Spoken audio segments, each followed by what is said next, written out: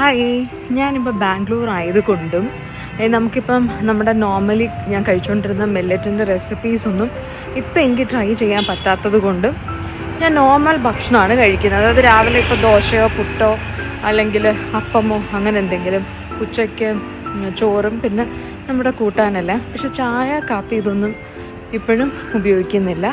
ഇപ്പോൾ രാവിലെ നോർമൽ ഭക്ഷണം, ഉച്ചയ്ക്ക് നോർമൽ ഭക്ഷണം.